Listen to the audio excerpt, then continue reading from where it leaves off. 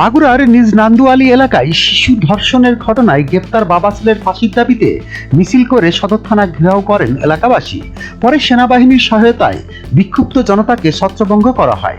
শুক্রবার 7 মার্চ জুম্মার নামাজের পর থানা ঘেরাও করেন বিক্ষুব্ধ জনতা। দুপুরে মাগুরা শহরের বিভিন্ন এলাকা থেকে মিছিল করে জনতা সদর থানার গেটে অবস্থান নেয়।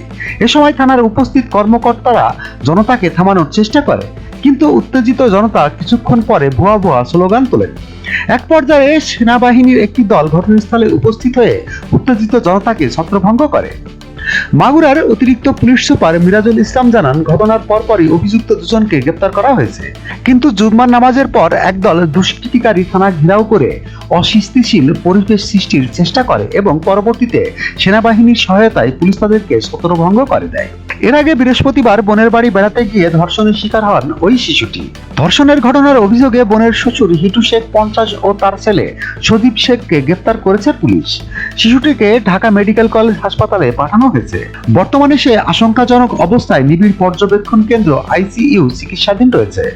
এসবিডি 24 সত্য প্রকাশে প্রতিশ্রুতিবদ্ধ। চ্যানেলটি সাবস্ক্রাইব করুন।